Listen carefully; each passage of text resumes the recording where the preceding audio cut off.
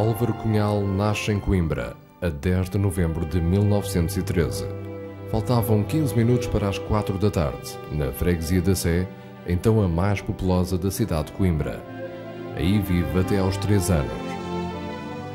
Com as dificuldades económicas provocadas pela Primeira Guerra Mundial, em que Portugal também intervém, o então jovem advogado Avelino Cunhal parte com a família para Ceia, onde vai exercer a advocacia. Aí, Cunhal é batizado aos 5 anos de idade na Igreja Matriz, a poucos metros da sua casa, tendo como madrinha de batismo Nossa Senhora da Conceição e como padrinho o seu irmão e artista plástico António Cunhal. Em 1917, Avelino Cunhal, por quem nutrirá uma profunda admiração até ao fim dos seus dias, é nomeado administrador do Conselho de Ceia. Sobre a mãe, Mercedes Barreirinhas Soares, que a viu uma vez, diz: pareceu uma senhora dura, pouco simpática, católica e integrista, que abominava o comunismo e creio que sempre o disse abertamente ao filho. Cunhal teve 3 irmãos, o mais velho, António, que morreu jovem com uma tuberculose no caramulo. Marçoeta, uma outra irmã, faleceu com 9 anos de idade e está sepultada em Ceia. A única viva é Maria Eugénia, já nascida em Lisboa, com livros de poesia editados e cuja morada na rua Sousa Martins foi a seguir ao 25 de Abril, a residência oficial de Álvaro Cunhal. Cunhal teve uma filha aos 48 anos de idade, Ana Maria Dias Cunhal, aniuta para os pais, da qual tem 3 netos. Costumam passar férias juntos em Peniche. Ana Maria esteve no Liceu Camões, mas nunca teve uma grande apetência para a militância política. Em 1924, a família Cunhal vem viver para Lisboa, para as Avenidas Novas, e Avelino Cunhal dá aulas de História no Colégio Valsacina. Álvaro Cunhal entra para o PCP em 1930. Tinha então 17 anos de idade, por intermédio de Cansado Gonçalves, amigo dos ceareiros e de Avelino Cunhal. Cansado subirá ao secretariado do PCP nos anos 20 e será expulso do partido durante a reorganização liderada por Cunhal.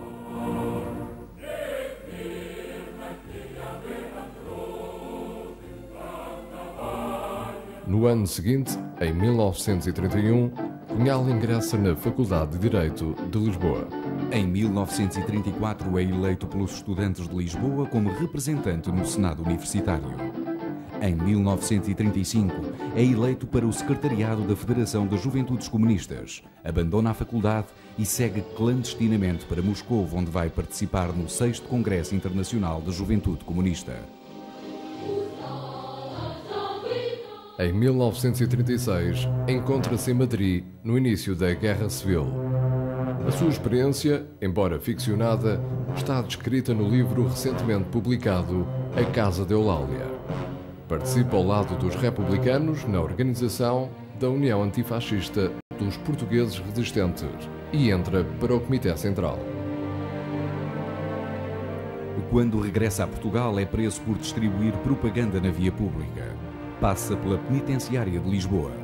Do seu contacto com os presos de delito comum surgem as histórias do livro de ficção A Estrela de 6 Pontas.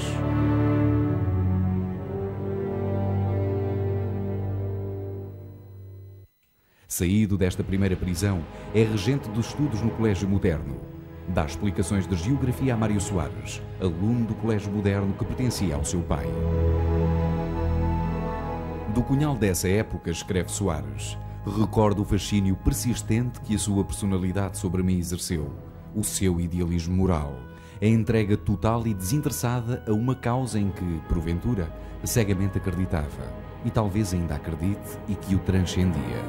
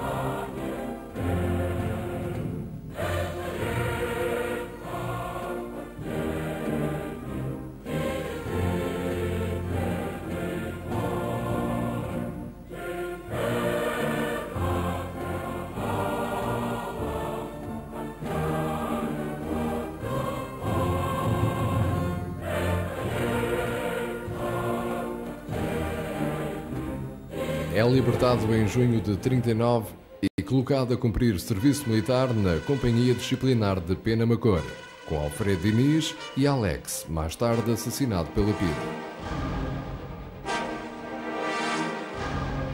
Em 1939, é eleito pela primeira vez para o secretariado do Comitê Central com Pinto de Lugero Basto e Francisco Miguel.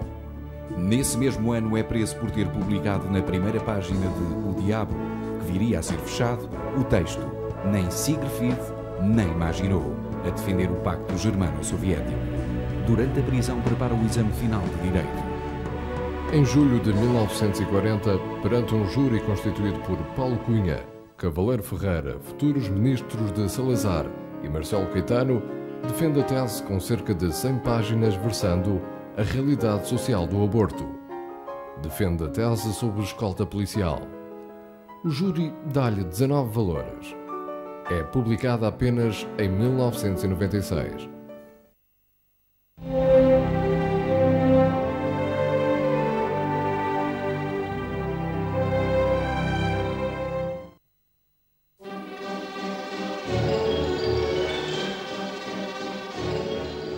A década de 40 é, de todas até ao 25 de Abril, a época mais pujante do Partido Comunista. Lidera a nova corrente estética, o neorrealismo, um eufemismo para os tempos de censura do realismo soviético. Subestimam-se os intelectuais, acusados de viverem isolados nas suas torres de marfim, em vez de se comprometerem com os problemas sociais. Como escreveu Eduardo Lourenço, a geração neorrealista pode situar-se real e simbolicamente entre Guernica e Hiroshima. Mário Dionísio será um dos ideólogos, teórico, crítico e promotor do neorrealismo. Álvaro Cunhal comunga do ideário neorrealista e descreverá mais tarde, na prisão, o Até Amanhã, Camaradas, sob o pseudónimo de Manuel Tiago.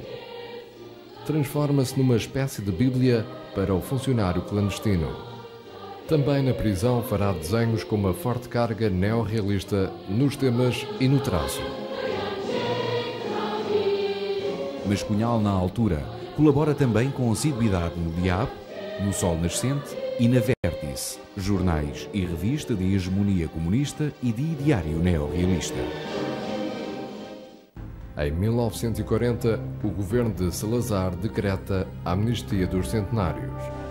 Muitos dirigentes comunistas presos no Tarrafal regressam à liberdade.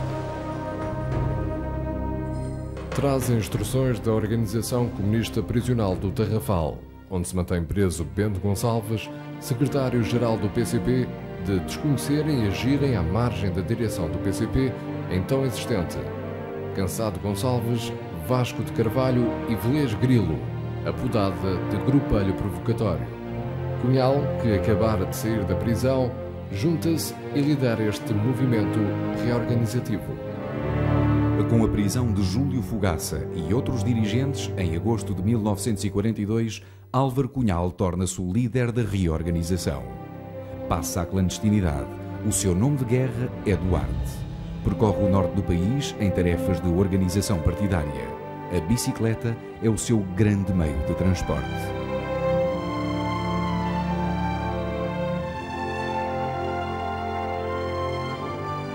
Bento Gonçalves morre em setembro de 42.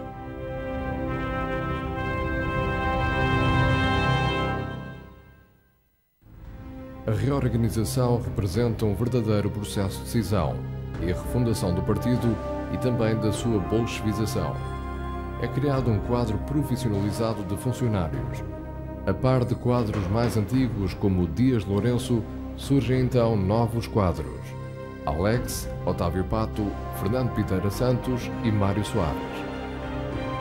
A sua implantação é grande no operariado, na intelectualidade e na juventude. Lidera as lutas de massas e a agitação social nos grandes centros operários. Esta reorganização conta no contexto internacional com a vitória da URSS e dos aliados e a derrota hitleriana. Neste período realizam-se o 3º e 4º congressos do PCP, em 1943 e 1946. No Congresso de 43, o primeiro na clandestinidade, realizado no interior do país em novembro desse mesmo ano, Cunhal lança as palavras da ordem: Revolução Democrática Nacional e Levantamento Nacional. O Avante começa a publicar-se regularmente, o que sucederá até ao 25 de abril. É criado o MUNAF, um movimento frentista antifascista. Em outubro de 45, um grupo de oposicionistas lança o MUDE, Movimento de Unidade Democrática, para concorrer às eleições que Salazar, pressionado pelo clima internacional, foi obrigado a promover. Mas a grande agitação e o grande movimento popular surgiria em torno do MUDE Juvenil, fundado em 46, este já por iniciativa direta do PCP. Em 1948, Cunhal consegue restabelecer as relações do PCP com o Movimento Comunista Internacional, de que tinha sido expulso em 1939. No final da década de 40, entre militantes e simpatizantes, o PCP contava com cerca de 6.000 membros, o maior número de sempre. Álvaro Cunhal é preso no Luso com Militão Ribeiro. Julgado a 3 de maio de 1950, declara-se filho adotivo do proletariado. A sua defesa é um libelo veemente contra o regime salazarista. Num volumoso processo encontrado na cadeia de Peniche, após o 25 de abril, a PIDE pronuncia-se em informação datada de novembro de 59 sobre o líder comunista. Pode ler-se no processo. A sua inteligência jovem e generosa foi aliciada pela dialética marxista. A retidão do seu caráter e o seu ardente e temperamental amor pela justiça permitiu que o empolgasse a grande promessa da ideologia comunista. Com a sua prisão e as condições em que está detido, 11 anos preso e 14 meses incomunicável, gera-se um movimento internacional para a sua libertação, em que participam ativamente, entre outros, Jorge Amado e Pablo Neruda. Os anos 50 com Cunhal na prisão e a Guerra Fria ao rubro são difíceis para o PCP. Para cúmulo, o relatório secreto de Khrushchev no 20º Congresso do PCUS vem desmitificar o culto da personalidade de Stalin, morto em 1953. Khrushchev publicita para todo o mundo os erros e os crimes de Stalin. Na ressaca desta denúncia, o 5º Congresso do PCP é realizado em 1956, em pleno clima de coexistência pacífica defendida por Khrushchev. Cunhal, da prisão, contesta os novos rumos determinados pelo líder russo. Critica os partidos comunistas italiano e espanhol na sua visão eurocomunistas ou social-democratizantes. No seio do PCP, liderado por Júlio Fogaça, vive-se a paranoia persecutória. Muitos são expulsos nesta década de 50, Mário Soares e Piteira Santos, entre outros. Nos últimos anos da década, ressurge o movimento popular de contestação ao regime, em parte como consequência das eleições presidenciais de 58, em que Humberto Delgado é fraudulentamente derrotado.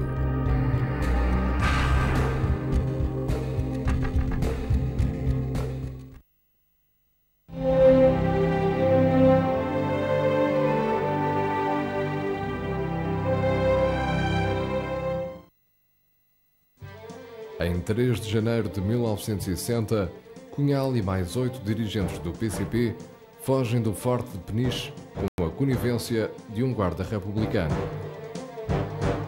Descem por uma corda feita de lençóis e são transportados por automóveis para casas clandestinas. Cunhal segue para Lisboa, para o bairro do Restelo, de onde passa para a zona de Santarém e daqui para Moscou.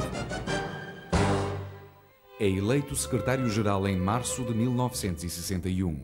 Começa no partido o grande debate ideológico contra o desvio de direita da década de 50.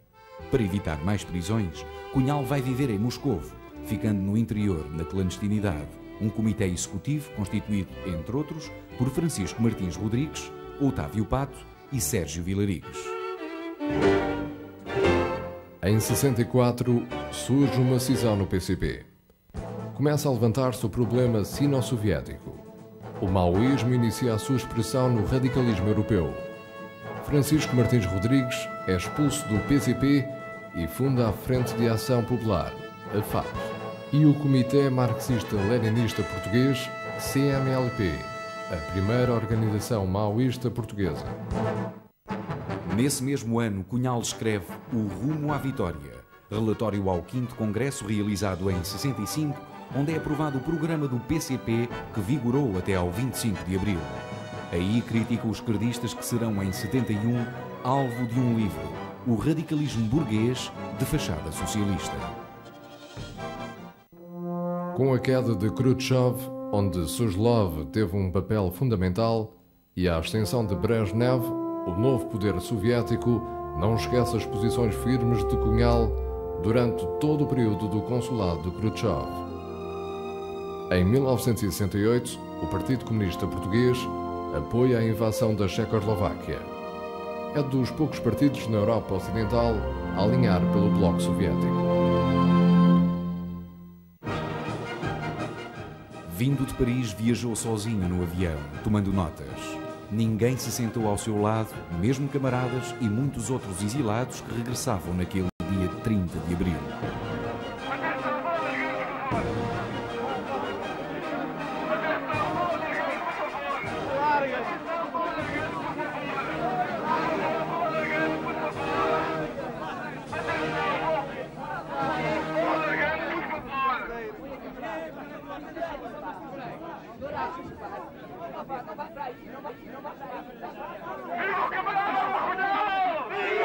Álvaro Cunhal, a sua alegria, o seu contentamento e, primeiro que tudo, o abraço da Rádio e Televisão Portuguesa ao seu regresso ao solo pátrio, de onde saiu desde 1960. O que é que sente neste momento de regresso a Portugal? Confiança. Confiança em que o nosso povo, em aliança com os militares de 25 de Abril, conduzirão o nosso país pelo caminho da liberdade, da democracia e da paz.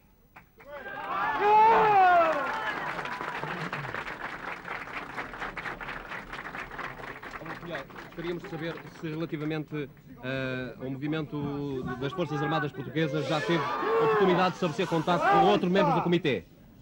Acabo de chegar e dentro em pouco terei contacto junto com os meus camaradas com o movimento das Forças Armadas e junto à Salvação Nacional.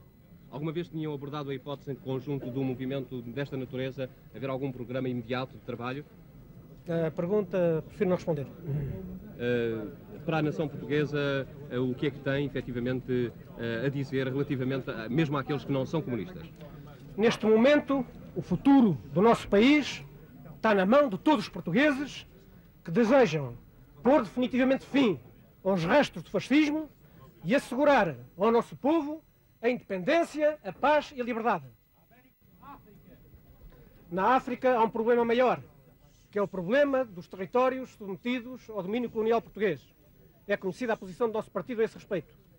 Entretanto, trata-se de um problema complexo na situação atual e nós procuraremos, dentro dos nossos pontos de vista, juntamente com as outras forças progressistas do nosso país, encontrar uma solução para o imediato. Ou seja, o fim da guerra, a paz, com o reconhecimento do direito dos povos à independência.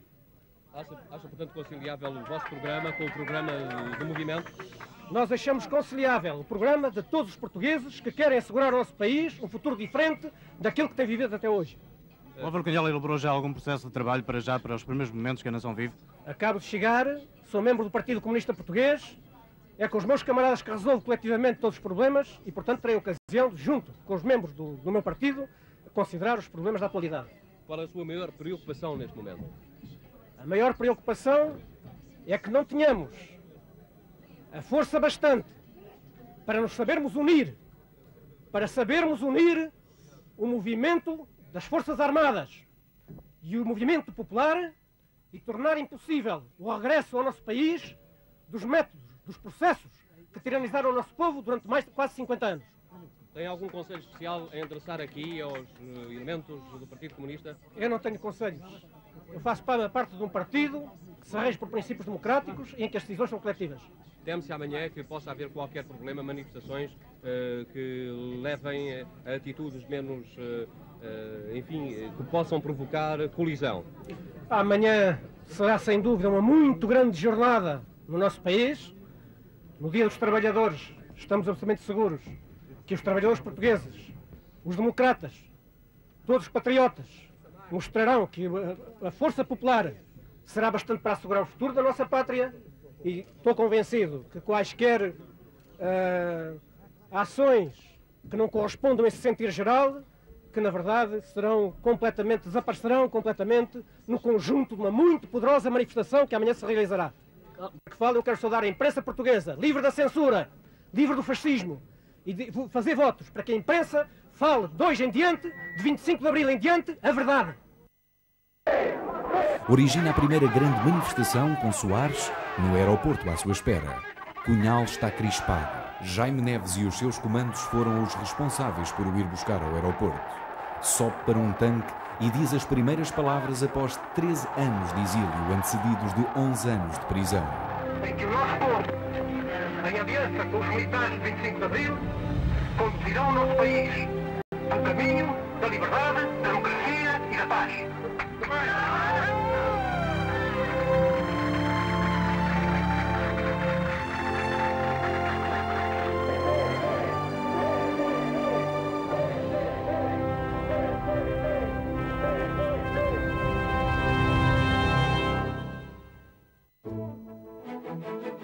Do aeroporto segue para Cova da Moura, onde se encontra com o General Spínola, Presidente da Junta de Salvação Nacional.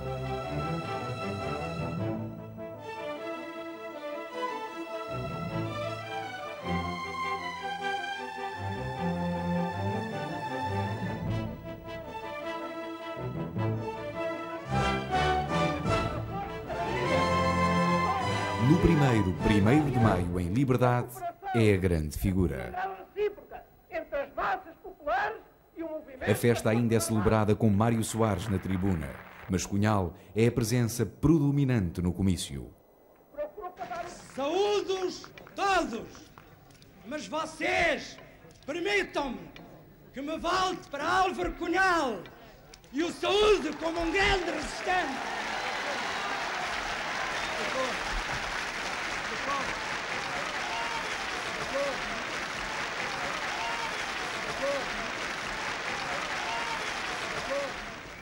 Camaradas, se alguém queria saber quais eram os sentimentos, qual é a vontade, quais são os objetivos do nosso povo, hoje, este dia, deu a resposta. No primeiro governo provisório, liderado por Palma Carlos, seu antigo professor de Direito, assume o cargo de ministro sem pasta. Cumprirei com lealdade as funções que lhe são confiadas.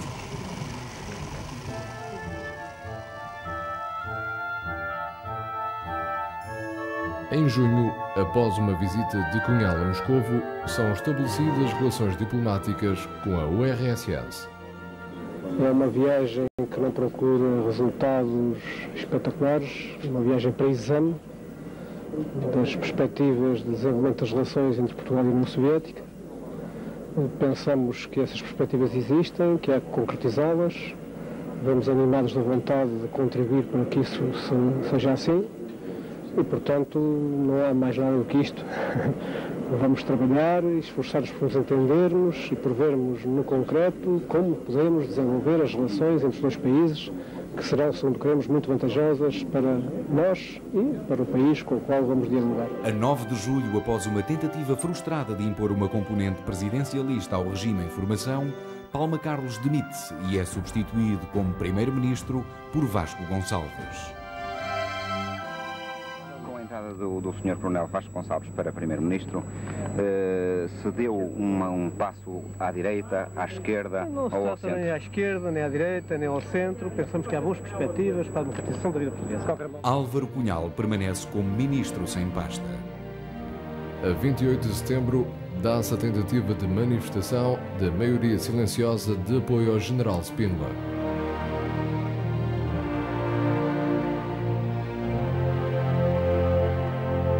Criam-se barragens nas periferias de Lisboa e sucedem-se as buscas e as prisões. A 30 de setembro, Spínola renuncia ao cargo de Presidente da República, no qual será substituído por Costa Gomes.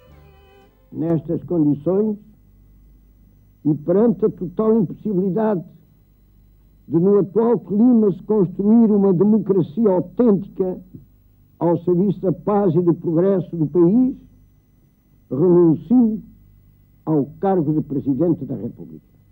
Portugueses, ao aceitar o cargo de Presidente da República, filo pela convicção de que nenhum português tem o direito de se negar às responsabilidades que lhe são exigidas no período difícil que todos fraternamente teremos que ultrapassar. Cunhal defende então a via revolucionária em alternativa à via eleitoral. Em 1 de outubro de 1974, Costa Gomes empossa o terceiro governo provisório que se manterá até 11 de março. Perante o anúncio de eleições, Cunhal, em janeiro de 75, exprime reservas em relação às condições de liberdade do ato eleitoral, sobretudo no norte do país, na Madeira e nos Açores. Nesse mesmo mês, Carlos Carvalhas, secretário de Estado do Trabalho, publicita um projeto legislativo em que é imposta uma única central sindical. Em artigos no Diário de Notícias, Salgado Zenha opõe-se, classificando o projeto de unicidade sindical.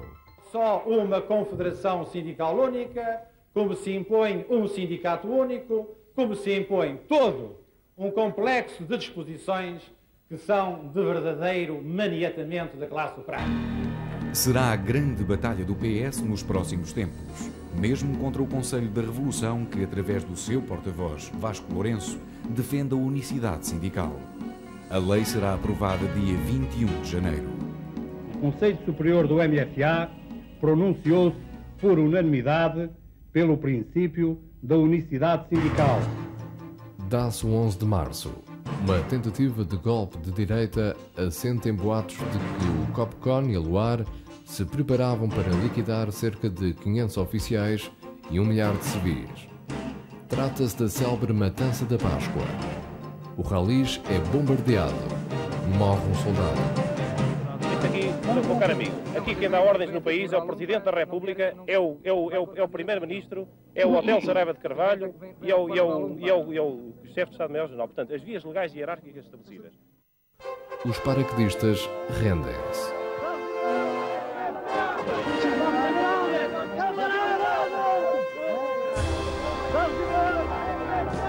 A situação portuguesa radicaliza-se. O PCP cresce em força. Em 25 de março é empossado o quarto governo provisório. As eleições de abril de 75 para a Assembleia Constituinte não são favoráveis ao PCP, que apenas recebe 12,5% dos votos. Cunhal é eleito deputado, cargo a que renunciará de imediato. Mas já pode-se dizer que a votação indica que o povo português optou por uma perspectiva de democracia e socialismo. Portanto, no geral, assim se pode afirmar. Entretanto, como é sabido, o meu partido tem contestado a situação democrática existente em vastas regiões. Dentro do meu partido há regiões do país muito importantes, na parte do norte, ilhas, onde não existe uma verdadeira situação democrática. Nesse mesmo ano, no Congresso do Partido Comunista Cubano, Cunhal declara: as condições em Portugal tornam impossível a construção do tipo de democracia que existe em outros países da Europa Ocidental. Começam as ocupações e as nacionalizações.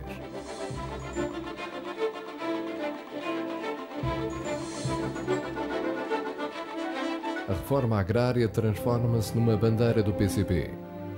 As questões agrárias sempre foram uma das preocupações de Cunhal, que, em pleno salazarismo, escreve o livro A Questão Agrária, em que ataca o latifúndio e denuncia a proletarização dos campos. Tratou-se de ocupar as terras, de as expropriar e de tomar as primeiras medidas de organização das novas unidades agrícolas sem os agrários, sem a exploração do homem pelo homem. Agora trata-se de consolidar essa expropriação das terras e trata-se de garantir a vida económica das unidades coletivas de produção e das cooperativas.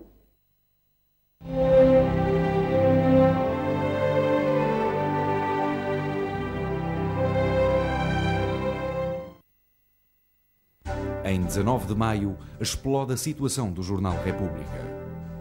Os tipógrafos ocupam as instalações e os jornalistas são impedidos de fazer o jornal.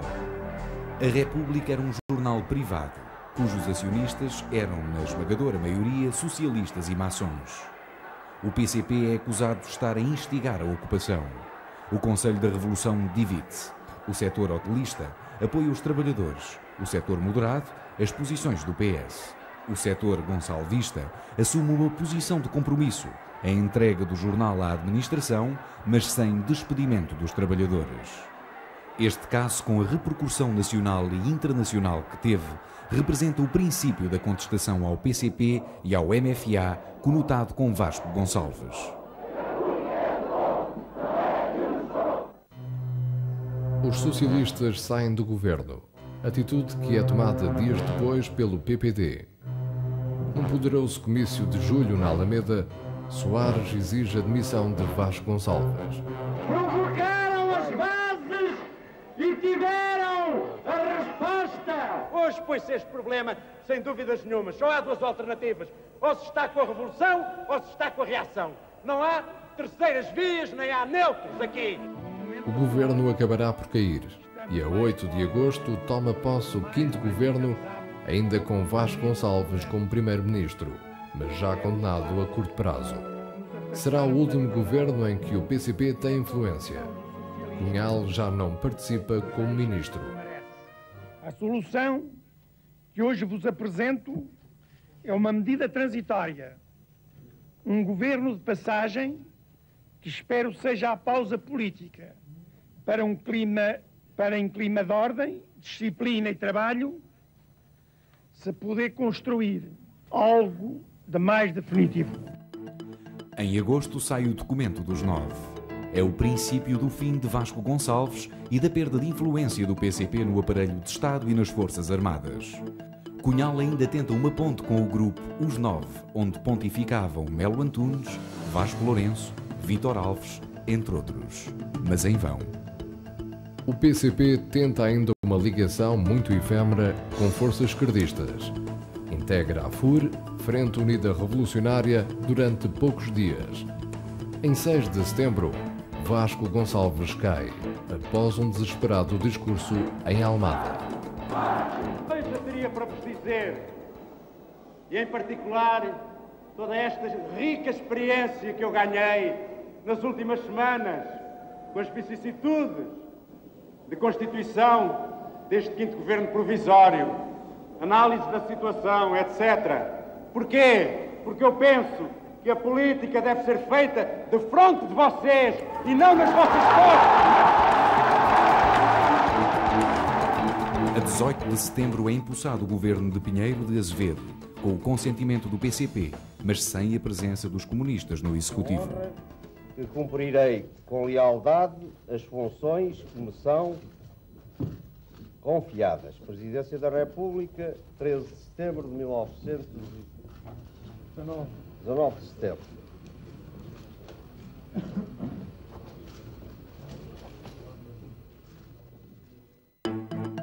A 6 de novembro, Cunhal e Soares encontram-se num histórico frente a frente.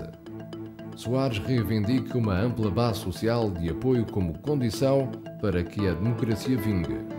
Declara que o país está à beira da ruptura e lança violentos ataques contra Cunhal. Que não seja em muitos sítios as urnas em que os caciques locais metem os votos que querem, em que não haja a coação material, económica, moral e religiosa sobre populações que não são informadas, onde vão votar contra os comunistas, porque os comunistas matam os velhos com um tiro atrás da orelha, porque arrancam as casas, arrancam as terras, é isso que dizem PPDs, é isso que dizem até socialistas em alguns locais. A verdade é que não é isto, não é assim, eu estou de acordo em que não seja isso. Eu estou de acordo em que os comunistas tenham o dever e a possibilidade de fazerem a sua propaganda.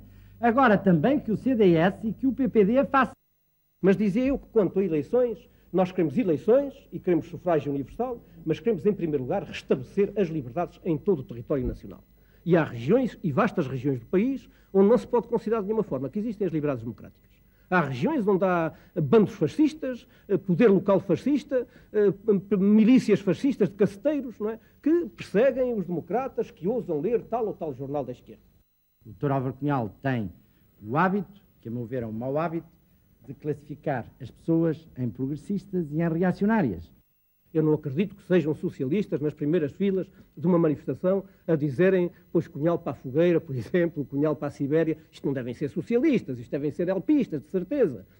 O sexto governo está a perder a credibilidade que o quinto tinha, de certa forma, entre a classe trabalhadora, entre aqueles para quem, no fundamental, é feita uma revolução com as características sociais, económicas e políticas da Revolução Portuguesa. Porquê é que o Partido Comunista suscitou, pela sua ação própria, pela sua ação durante estes meses, essa vaga de fundo do povo português contra a política do Partido Comunista? É que nós queremos liberdades e queremos socialismo. Mas o Partido Socialista quer liberdades, mas socialismo é que não quer. E podemos dizer que o socialismo nem quer o cheiro. O Portugal é hoje o país da Europa onde há mais amplas liberdades democráticas. No nosso entender, não há nenhum outro país da Europa Ocidental onde haja liberdades democráticas tão amplas como há em Portugal. Eu acredito mais em tribunais populares do que acredito numa justiça que foi criada como uma justiça de classe contra o nosso povo. Acredito mais na formação de novos tribunais, tribunais com outra orgânica e outra gente. Isso é um absurdo, quer dizer, fazer uma acusação. Olha, eles estão a ouvir. É um absurdo. Sabe o que é que eu lhe digo, Dr. Mário Soares? É um absurdo. Que nos trabalhadores com essa sua intervenção, deve ter perdido, vá lá, 10% dos votos que teve, perdeu-os com esta sua intervenção. É quase certo. Quer dizer, porque isso é tão contra a verdade dos factos. Nada preocupado. Mas olha que era caso para se preocupar. É tão contra a verdade dos factos o que acaba de dizer, que na verdade os trabalhadores antejanos que vivem no dia a dia a reforma agrária, pois naturalmente, enfim, dizem, mas como é que aquela pessoa pode dizer isto? Certamente se vão pôr estas interrogações. Mas que na verdade se pensa que o que está a fazer no Alentejo é destruir a produção, enfim, não compreende que é toda uma transformação no sentido do aumento da produção agrícola no Alentejo.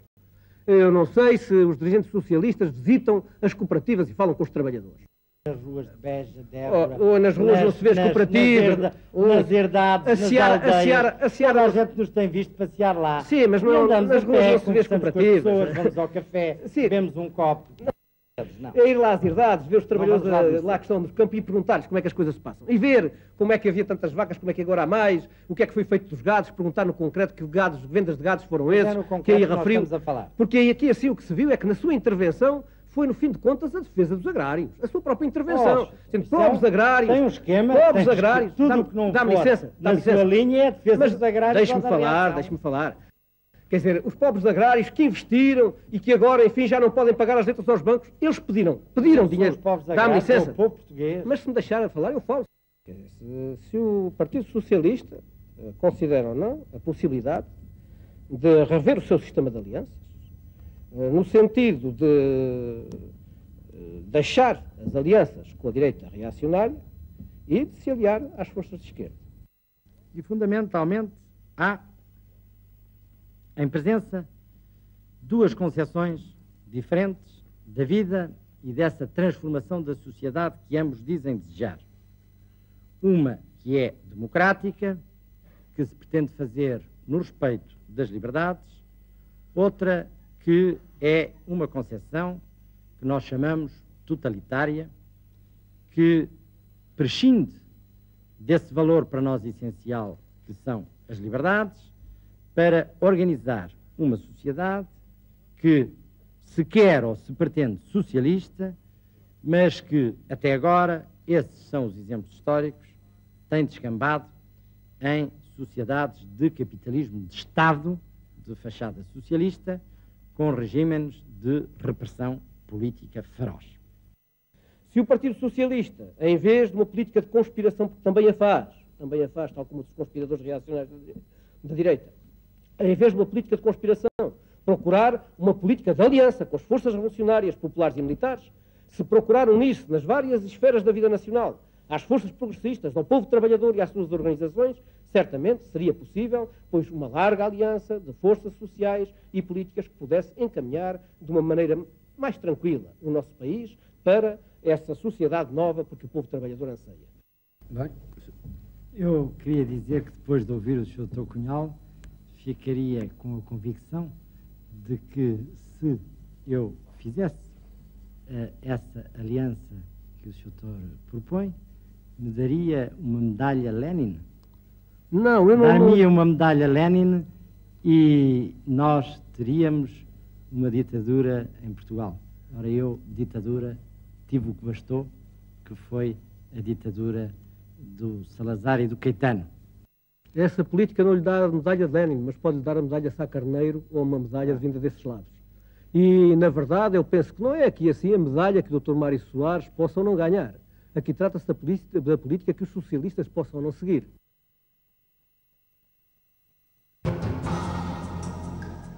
A 11 de novembro, trabalhadores da construção civil manifestam-se cercando o Palácio de São Bento e sequestrando o governo.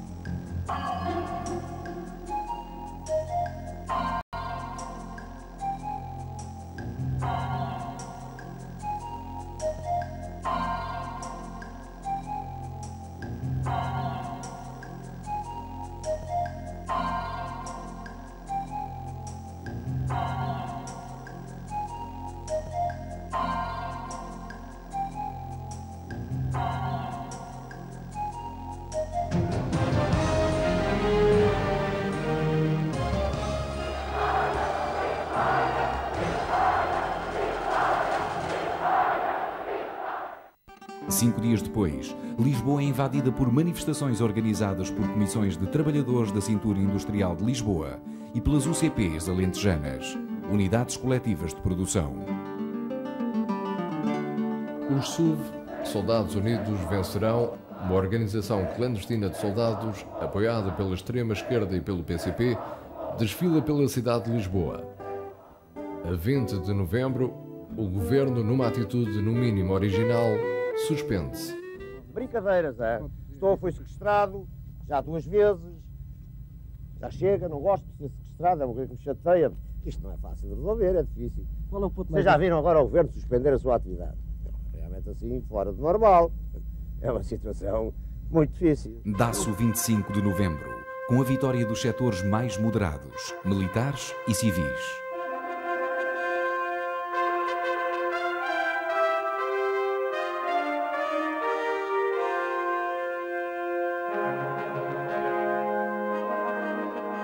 Esta ação poderá ou não desencadear aquilo que poderá ser o princípio de uma guerra civil.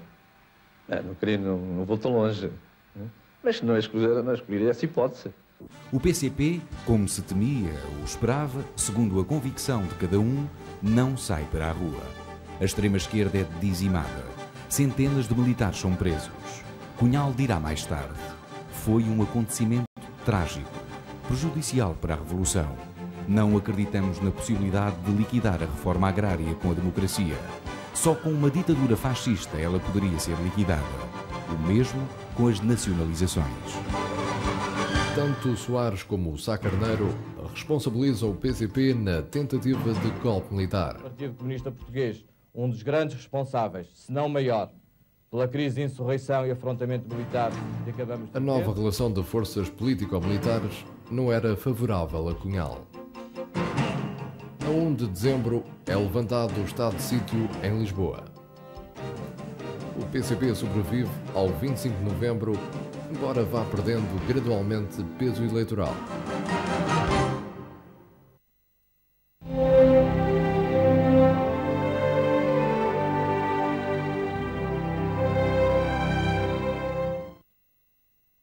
Nos anos 80, começa a derrocada do mundo socialista, do Bloco Leste. Ainda em 83, no Congresso do Porto, são apresentados novos estatutos e novo programa, uma democracia avançada para o século XXI. Mikhail Gorbachev dirige a delegação soviética ao Congresso. Mais tarde, será ele o impulsionador da perestroika, que Cunhal classifica como um aperfeiçoamento da sociedade socialista. Mas há alguns aspectos que as pessoas não veem, ou melhor, que muitos procuram que não vejam. Um é que a orientação que está a ser seguida na União Soviética não põe em causa o sistema socialista. Ao contrário, mostra as potencialidades do sistema socialista. E mostra as potencialidades de um sistema, de uma organização, de uma sociedade que pode constantemente examinar as suas deficiências, os seus erros, as suas fraquezas e encontrar as correções necessárias para continuar o processo. Começa o problema da dissidência, do afastamento de quadros como não se via desde a década de 40. Cunhal avisa: Desiludam-se os que pensam que vamos deixar de ser um partido marxista-leninista. Não nos transformarão num partido colaborante com o capitalismo, nem abandonaremos a luta de classes. Os primeiros sinais surgem já no Congresso de 83, quando José Luís Judas pede que a votação seja secreta em substituição do braço no ar. É derrotado na sua pretensão. Barros Moura apela a uma nova orientação política. Em março de 1986, Cunhal recebe um documento do chamado Grupo dos Seis, assinado por Vital Moreira, Sousa Marques, Silva Graça, Veiga de Oliveira, Vítor Louro e Dulce Martins. À exceção de Sousa Marques, todos abandonaram mais tarde o PCP. Segue-se um outro grupo, a Terceira Via, no verão de 88, com um documento que recolhe 500 assinaturas, entre as quais a de Saramago. Cunhal considera o texto fraccionista. Judas e Barros Moura solidarizam-se com os signatários. Por último, surge o INES, Instituto de Estudos Sociais, onde estão católicos de esquerda e socialistas, mas a que aderem elementos da Terceira Via e do Grupo dos Seis. É considerado incompatível ser comunista e sócio do INES ao mesmo tempo. Cunhal declara que há membros do PCP que têm uma atividade fracionária. Zita Seabra, suspensa da Comissão Política, é afastada do Comitê Central e finalmente expulsa do PCP. Queria apenas dizer hoje que considero profundamente lamentável que a renovação no PCP comece com a expulsão de renovadores. Há pessoas que voltam o bico como algumas aves para onde sopra o vento. Nós, os comunistas portugueses, nunca nos habituámos a voltar o bico para onde sopra o vento. Senhoras e senhores, o resultado da primeira volta das eleições presidenciais do dia 26 de janeiro, com a eliminação dos candidatos democráticos Salgado Zanha e Maria Dulce Pintacil, a passagem à segunda volta de Freitas do Amaral e de Mário Soares e a consequente eleição de um ou outro como Presidente da República, cria uma situação extremamente perigosa para a democracia portuguesa. Em 1986, Cunhal precisa de um congresso extraordinário na Amadora para convencer os militantes comunistas a votarem à segunda volta em Mário Soares contra Freitas do Amaral. Chegará mesmo a dizer: se for caso disso, não leiam o nome de Soares, não olhem para o seu retrato, marquem a cruz de voto no quadrado que está à frente desse nome. Na situação atual, votar em Soares não significa, como insistentemente repetimos, nem apoio a Soares, nem qualquer manifestação de opinião sobre Soares, nem qualquer ilusão acerca de qual é o seu programa e de qual será a sua ação. Mas no ato eleitoral não há outra possibilidade de tentar cortar o passo e derrotar Freitas, que é o perigo maior e iminente para a democracia portuguesa. Os debates realizados no nosso partido mostraram a elevadíssima consciência política do coletivo partidário. O partido está a ganho por esta difícil e complexa batalha. O que os comunistas têm agora a fazer é convencer os trabalhadores, convencer os eleitores. Se for caso disso, que não leiam o nome de Soares, que não olhem para o seu retrato, mas que marquem a cruz no quadrado que está à frente desse nome e desse retrato, ou seja, que está em segundo lugar, por baixo do retrato e do nome da Freitas do Amaral.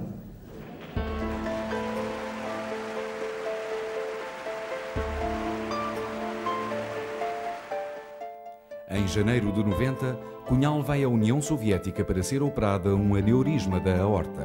Em março é operado.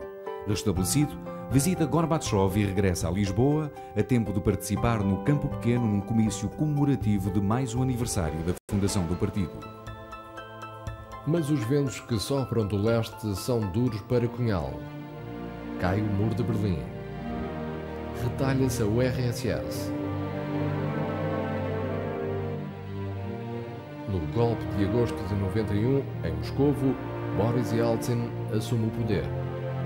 Os comunistas são derrotados. Dá-se a desagregação do Bloco de Leste. Houve muita coisa que mudou, sem dúvida que mudou. E até mudou porque havia muita coisa que estava errado. Havia muita coisa que estava mal. Havia muita coisa que se reconhece que não correspondia ao ideal dos comunistas. Mas há uma coisa que não mudou, enfim, que é o objetivo da construção de uma sociedade nova.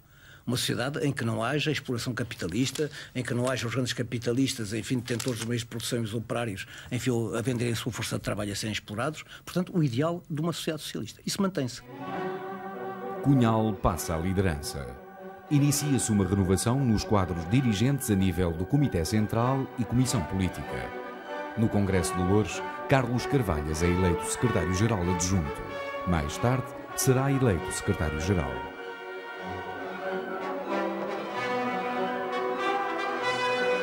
Álvaro Cunhal fica sem cargos no Comitê Central, mas continua como uma grande referência do Partido Comunista Português, respeitado praticamente por todos os quadrantes políticos, para lá de discordâncias e ideologias e com incontestável prestígio internacional.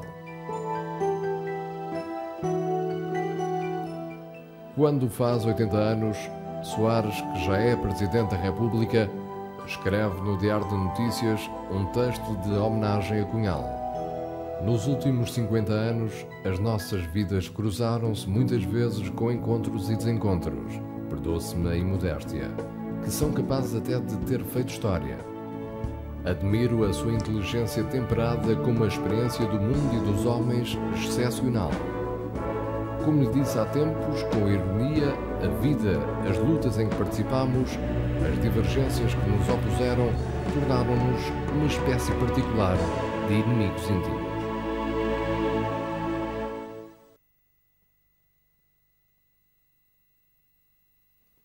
Já desligado de responsabilidades políticas, revela num hotel da capital que Manuel Tiago é pseudónimo de Álvaro Cunhal e escreve um ensaio, A Arte, o Artista e a Sociedade, publicado em 1996. Neste momento, não é, se confirma, digamos assim, aquilo que muitas vezes tem sido afirmado, ainda com a dúvida, com a interrogação, é que o autor do Até à Minha Camaradas é o Álvaro Cunhal. Portanto,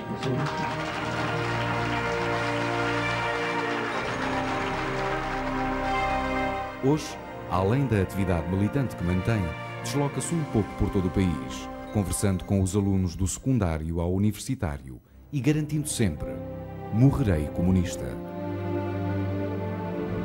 Em 10 de novembro de 1998 celebra 85 anos de idade. Eu gostaria de dizer algumas palavras acerca do sonho, porque o sonho é a primeira expressão, talvez, de uma vontade de transformação social, falando de um sonho relativo à sociedade. Mas para uma pessoa que intervém na política, intervém na transformação da sociedade, o sonho é uma fase inicial. Porque mesmo na história da humanidade, o homem começou por sonhar. Mas sonhar tendo também a convicção de que esse sonho não era realizável. Ficava como uma aspiração muito viva, mas não realizável. Depois, através dos anos, podemos dizer dos séculos e até dos milénios, além do sonho, vem muitas vezes a explosão da revolta, da indignação em relação às injustiças. Depois vem a utopia, ou seja, um sonho já concretizado num ideal, mas um ideal não realizável também, por isso se chama utopia. Depois transformou-se a utopia num projeto, não apenas numa ideia irrealizável, mas num projeto que se admitiu que pudesse ser realizado. Numa fase mais atual, esse projeto transformou-se em ação, em intervenção, em ação revolucionária, e finalmente não apenas a ação revolucionária, mas de transformação da vida. Por isso, se fala de sonho, e de sonhos portugueses pela democracia, eu creio que durante os 50 anos de ditadura que tivemos, o sonho não teve todas essas fases, porque ao mesmo tempo que sonhava, no que respeita aos comunistas, em que eu sou comunista, não é? Esse sonho já era ação revolucionária, já era intervenção com vistas à realização, à concretização do sonho que se tinha de liberdade e democracia, como o sonho mais vivo, que era nós, os nossos, dos comunistas, dos democratas, e também o sonho do povo português.